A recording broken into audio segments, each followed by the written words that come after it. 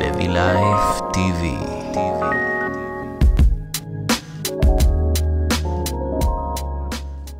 And it has been worth more than any qualification I ever earned. So given a time turner, I would tell my 21-year-old self that personal happiness lies in knowing that life is not a checklist of acquisition or achievement. Your qualifications, your CV, are not your life, though you will meet many people of my age and older who confuse the two. Life is difficult and complicated and beyond anyone's total control, and the humility to know that will enable you to survive its vicissitudes. Now, you might think that I chose my second theme, the importance of imagination, because of the part it played in rebuilding my life, but that is not wholly so. Though I personally will defend the value of bedtime stories to my last gasp, I have learnt to value imagination in a much broader sense. Imagination is not only the uniquely human capacity to envision that which is not, and therefore the fount of all invention and innovation.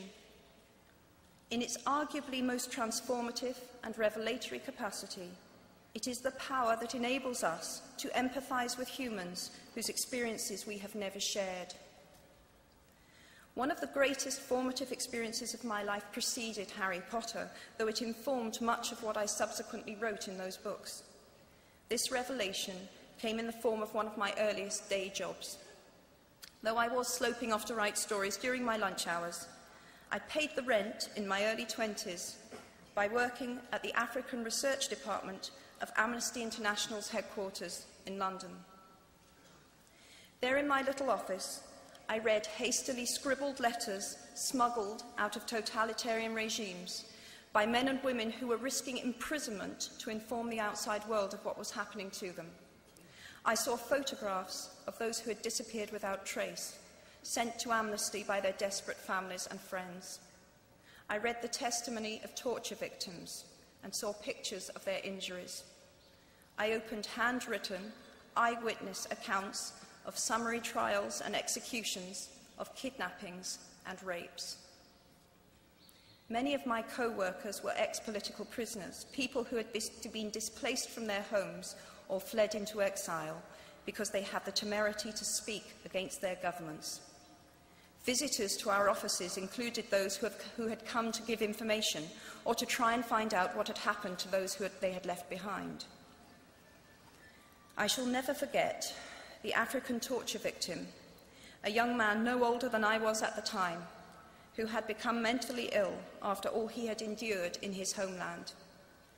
He trembled uncontrollably as he spoke into a video camera about the brutality inflicted upon him. He was a foot taller than I was and seemed as fragile as a child. I was given the job of escorting him back to the underground station afterwards, and this man, whose life had been shattered by cruelty, took my hand with exquisite courtesy and wished me future happiness. And as long as I live, I shall remember walking along an empty corridor and suddenly hearing, from behind a closed door, a scream of pain and horror such as I have never heard since. The door opened, and the researcher poked out her head and told me to run and make a hot drink for the young man sitting with her. She had just had to give him the news that in retaliation for his outspokenness against his country's regime, his mother had been seized and executed.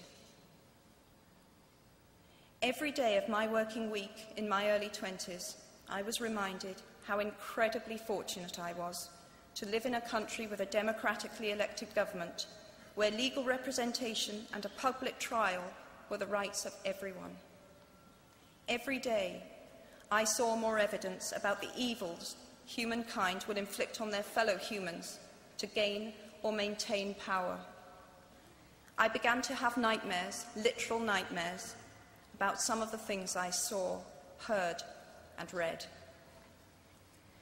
And yet, I also learned more about human goodness at Amnesty International than I had ever known before. Amnesty mobilizes thousands of people who have never been tortured or imprisoned for their beliefs to act on behalf of those who have. The power of human empathy leading to collective action saves lives and frees prisoners. Ordinary people whose personal well-being and security are assured join together in huge numbers to save people they do not know and will never meet. My small participation in that process was one of the most humbling and inspiring experiences of my life. Unlike any other creature on this planet, human beings can learn and understand without having experienced. They can think themselves into other people's places. Of course, this is a power, like my brand of fictional magic, that is morally neutral. One might use such an ability to manipulate or control, just as much as to understand or sympathize. And many prefer not to exercise their imaginations at all. They choose to remain comfortably within the bounds of their own experience, never troubling to wonder how it would feel to have been born other than they are. They can refuse to hear screams or peer inside cages. They can close their minds and hearts to any suffering that does not touch them personally. They can refuse to know. I might be tempted to envy people who can live that way, except that I do not think they have any fewer nightmares than I do.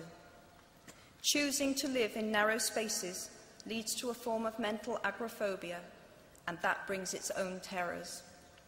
I think the willfully unimaginative see more monsters. They are often more afraid. What is more, those who choose not to empathize enable real monsters, for without ever committing an act of outright evil ourselves, we collude with it through our own apathy. One of the many things I learned at the end of that classics corridor down which I ventured at the age of 18 in search of something I could not then define was this, written by the Greek author Plutarch. What we achieve inwardly will change outer reality. That is an astonishing statement, and yet proven 1,000 times every day of our lives. It expresses in part our inescapable connection with the outside world, the fact that we touch other people's lives simply by existing. But how much more are you, Harvard graduates of 2008, likely to touch other people's lives?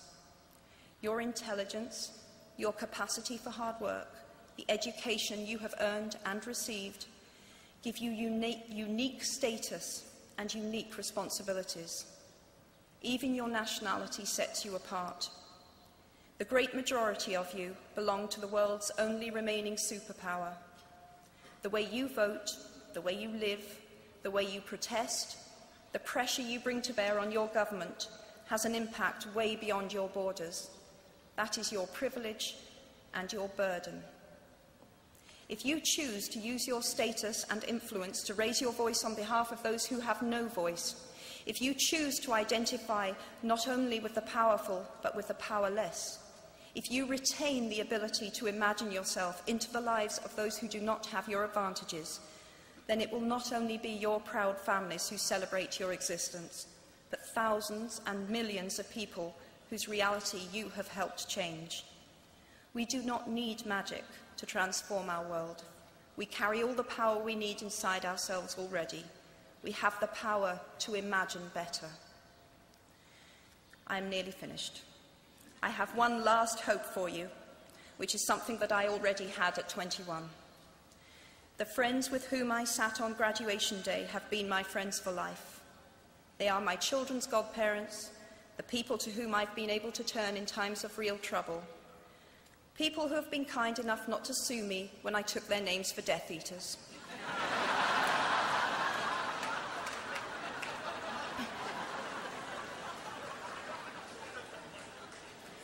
At our graduation, we were bound by enormous affection, by our shared experience of a time that could never come again, and, of course, by the knowledge that we held certain photographic evidence that would be exceptionally valuable if any of us ran for Prime Minister. So today, I wish you nothing better than similar friendships. And tomorrow, I hope that even if you remember not a single word of mine, You remember those of Seneca, another of those old Romans I met when I fled down the classics corridor in retreat from career ladders in search of ancient wisdom. As is a tale, so is life. Not how long it is, but how good it is what matters. I wish you all very good lives. Thank you very much.